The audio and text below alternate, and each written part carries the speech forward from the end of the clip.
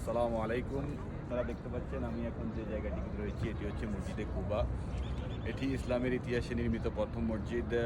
মহানবী হযরত মুহাম্মদ সাল্লাল্লাহু আলাইহি সাল্লাম যখন মক্কা থেকে মদিনায় হিজরতে যান তখন এই মসজিদটা প্রথম তিনি নির্বাচন করেন। কুবা নামের এই স্থানে তিনি বিশ্রামের জন্য দাঁড়ান। এখন তখন তিনি সাহাবীদের সাহায্য নিয়ে এই মসজিদটি প্রথম নির্মাণ করেন। এই মসজিদটিতে 2 রাকাত নফল নামাজ পড়লে একটি উমরার সওয়াব পাওয়া যায়, এটি মহানবী সাল্লাল্লাহু আলাইহি ওয়াসাল্লাম বলেছে। এবং কি কোরআনের সূরা আত-তাওবার 108 নম্বর আয়াতে এই মসজিদের কথা বর্ণনা করা হয়েছে। তো এটি হচ্ছে মদিনা থেকে, মসজিদে নববী থেকে প্রায় 3 কিলোমিটার দূরে অবস্থিত এই মসজিদটি।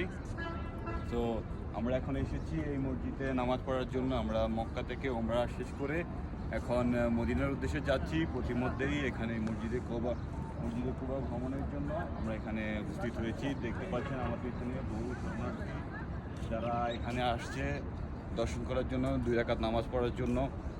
এবং কি এখন রমজান মাস, তাই আপনারা দেখতে পাচ্ছেন প্রচুর পরিমাণে এখানে জনসমাগম রয়েছে।